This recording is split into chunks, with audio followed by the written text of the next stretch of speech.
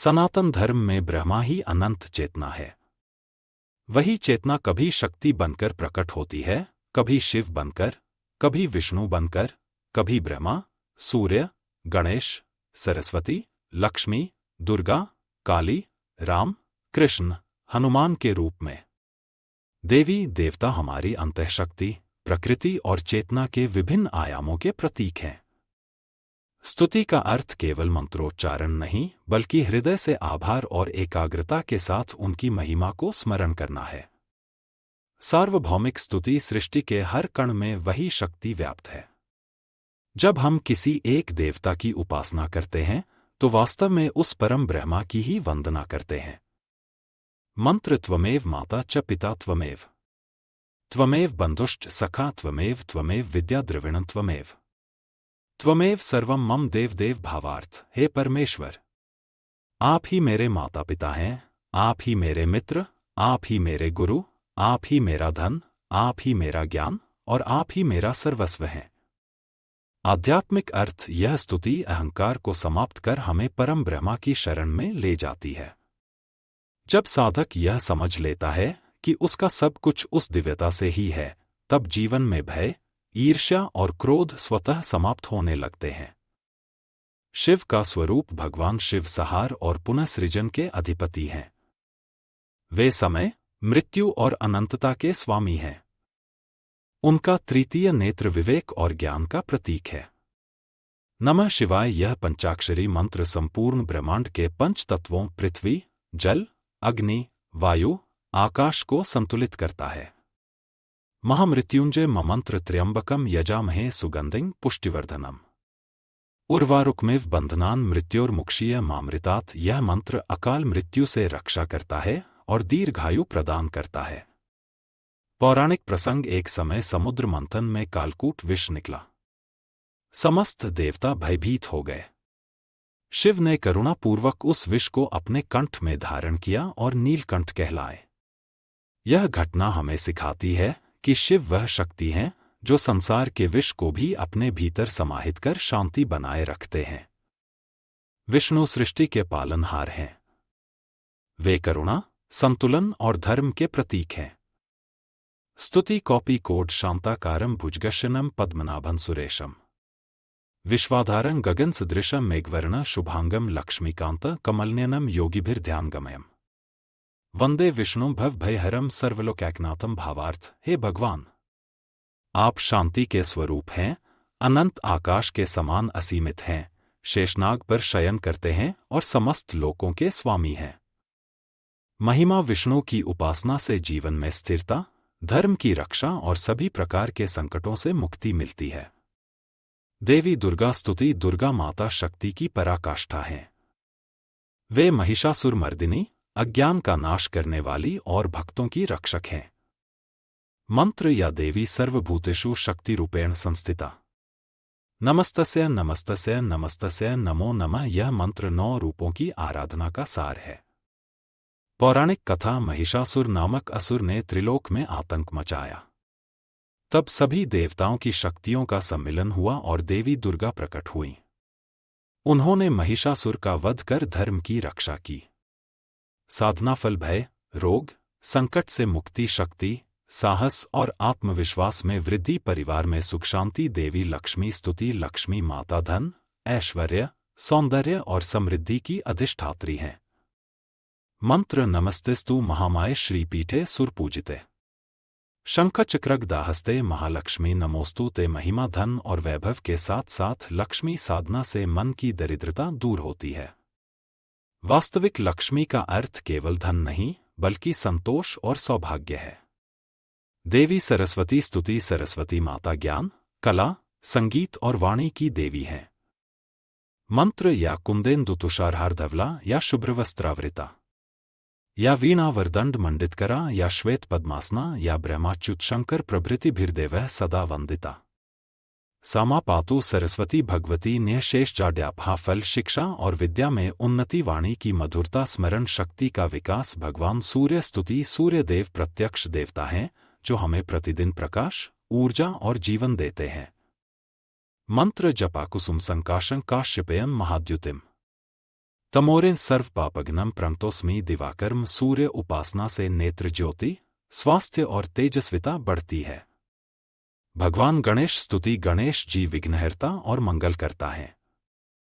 किसी भी शुभ कार्य के आरंभ में उनकी पूजा अनिवार्य मानी जाती है। मंत्र वक्रतुंड महाकाय सूर्यकोटि समप्रभ निर्विघ्नं कुरु में देव सर्वकार्येषु सर्वदा महिमा गणेश जी की कृपा से कार्य सिद्धि होती है और बुद्धि विवेक की वृद्धि होती है। देवी काली स्तुति काली माता समय और मृत्यु की देवी है।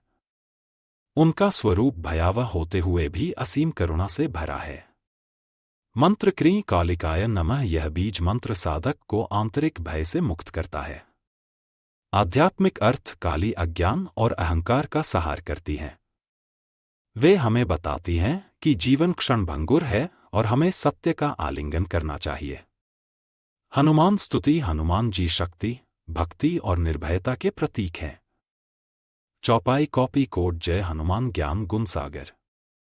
जय कपीस तिहु लोक उजागर फल शत्रु पर विजय मानसिक बल और आत्मविश्वास ग्रह दोषों का निवारण ब्रह्मा स्तुति ब्रह्मा जी सृष्टि के रचयिता हैं। नमो भगवते वासुदेवाय ब्रह्मा उपासना से सृजनात्मकता और नए कार्यों की प्रेरणा मिलती है। समग्र साधना का महत्व देवी देवताओं की स्तुति केवल भौतिक फल के लिए नहीं बल्कि आत्मा की उन्नति के लिए है। जब हम मंत्रों का जाप करते हैं तो उनकी ध्वनि तरंगे मन और मस्तिष्क को संतुलित कर हमें ब्रह्मा के करीब ले जाती हैं। दैनिक साधना विधि प्रातःकाल स्नान के बाद स्वच्छ आसन पर बैठें। दीपक और धूप जलाएं। मन को शांत कर का उच्चारण करें। अपनी आवश्यकता अनुसार देवता की स्तुति करें। अंत में विश्व की मंगल कामना करें। सर्वे भवन्तु सुखिनः सर्वे सन्तु निरामया सर्वे भद्राणि। महाकाली के प्रकट होते ही युद्ध भूमि की हवा बदल गई। चारों दिशाओं में गड़गड़ाहट गूंजने लगी।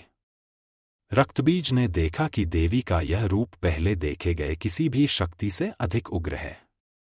उसके विशाल नेत्रों में एक क्षण को भय की झलक चमकी, किंतु अहंकार ने तुरंत उस भय को ढक लिया।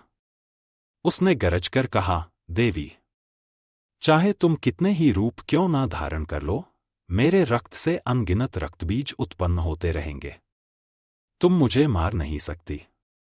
महाकाली ने अपने भीषण स्वर में उत्तर दिया, रक्तबीज, तुम्हारा प्रत्येक कण चाहे 1000 बार जन्म ले, पर मेरी जिह्वा के आगे उसका अस्तित्व नहीं टिकेगा। आज तुम्हारे अहंकार का अंत निश्चित है। देवताओं ने यह संवाद सुना तो उनके मन में आशा की किरण जगी। रणभूमि का दृश्य आकाश में सूर्य धूमिल हो चुका था। चारों ओर केवल धूल, रक्त और युद्ध की गर्जनाएं थीं। पर्वत जैसे विशाल दैत्य एक दूसरे पर आक्रमण कर रहे थे। देवी की सहायक शक्तियां चामुंडा, ब्रह्माणी, वैष्णवी, वाराही अपने अपने अस्त्रों से शत्रुओं का संहार कर रही थी। मां काली का रूप अद्वितीय था। उनका गहरा श्याम वर्ण रात के अंधकार जैसा, बिखरे केशों से बिजली चमकती सी प्रतीत होती थी। उनके चारों हाथों में त्रिशूल, खड्ग, खप्पर और शत्रुओं के कटा मस्तक थे। उनका प्रत्येक गर्जन पर्वतों को हिला देता था। रक्तबीज ने अपनी गदा से प्रहार किया। उसकी गदा गिरते ही धरती कांप उठी। कई देवसेनानी दूर जा गिरे। महाकाली ने अपने त्रिशूल से उसके प्रहार को रोका और पलटवार में उसकी जांघ पर वार किया। जैसे ही रक्त बहा, भूमि पर लाल चमक फैल गई। रक्त की बूंदें और नए रक्तबीज महाकाली के वार से रक्तबीज की जांघ से रक्त की मोटी धार बह निकली। वह रक्त जैसे ही भूमि को छूता, उसी क्षण कई नए रक्तबीज उत्पन्न हो जाते। वे भी उतने ही विशाल, उतने ही क्रूर। कुछ ही क्षणों में रणभूमि हजारों रक्तबीजों से भर गई। देवताओं के मन में पुनः भय व्याप्त हो गया। वे एक दूसरे से बोले, यदि ऐसा ही चलता रहा तो यह संसार रक्तबीजों से भर जाएगा। देवी का मार्ग कठिन हो जाएगा। लेकिन महाकाली की दृष्टि अडिग थी। मां की रणनीति महाकाली ने तुरंत अपनी अद्भुत शक्ति का प्रयोग किया। उन्होंने अपनी विशाल जिह्वा को बाहर निकालकर चारों ओर फैला दिया। उनकी जिह्वा आकाश को ढकने लगी। जहां जहां रक्त की बूंद गिरती, वे तुरंत उसे पी लेती। उनकी गति इतनी तीव्र थी कि कोई बूंद भूमि को छू ही नहीं पाती। यह दृश्य ऐसा था मानो स्वयं काल समय को निगल रहा हो।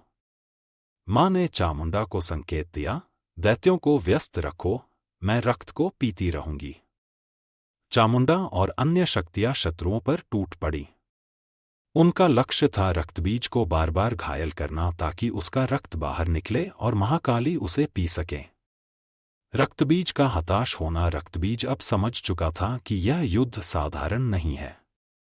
वह जितना अधिक प्रहार करता, उतना ही उसका रक्त बाहर आता और महाकाली उसे पी जाती। नए रक्तबीज जन्म लेने से पहले ही नष्ट हो जाते। उसने सोचा, यदि ऐसा चलता रहा तो मेरी सेना समाप्त हो जाएगी और मैं अकेला पड़ जाऊंगा। उसने क्रोध में आकर एक विशाल गदा उठाई और पूरी शक्ति से महाकाली पर प्रहार किया। प्रहार इतना भयंकर था कि पर्वत के शिखर टूटकर गिरने लगे। किंतु मां ने उसे सहजता से रोक लिया। उनके नेत्रों में अग्नि भड़क उठी। अंतिम संग्राम। अब महाकाली ने अपना त्रिशूल उठाया। उनकी गर्जना से तीनों लोक कांप उठे। उन्होंने त्रिशूल सीधा रक्तबीज के वक्षस्थल में भोंक दिया। रक्तबीज दर्द से कराह उठा, परंतु उसकी मृत्यु तुरंत नहीं हुई। महाकाली ने बिजली जैसी गति से उसका मस्तक काट डाला। मस्तक कटते ही रक्त की प्रचंड धारा फूटी। मां ने अपनी जिह्वा फैलाकर उस समस्त रक्त को पी लिया। एक भी बूंद भूमि पर नहीं गिर पाई। इस प्रकार रक्तबीज का अंत हुआ। युद्ध के बाद का दृश्य। जब रक्तबीज मारा गया तो आकाश में पुनः उजाला फैलने लगा। दैत्यों की सेना भयभीत होकर भागने लगी। शेष असुर या तो मारे गए या शरण में आ गए। देवताओं ने एक स्वर में जय घोष किया, जय महाकाली, जय जगदम्बे। देवताओं ने स्वर्ग का राज्य पुनः प्राप्त किया। इंद्र ने मां के चरणों में प्रणाम कर कहा, माता, आप ही विश्व की रक्षिका हैं। आपके बिना यह सृष्टि असुरों के अधीन हो जाती। प्रतीकात्मक अर्थ। रक्तबीज केवल एक राक्षस नहीं, बल्कि मनुष्य के भीतर बार बार जन्म लेने वाले वासनाओं और नकारात्मक विचारों का प्रतीक है। जैसे उसके रक्त की प्रत्येक बूंद से नया रक्तबीज जन्म लेता था, वैसे ही मनुष्य के भीतर का लोभ, क्रोध, अहंकार बार बार उभरता है। केवल आत्म साक्षात्कार और मां की कृपा ही इन विकारों को पूर्ण रूप से नष्ट कर सकती है।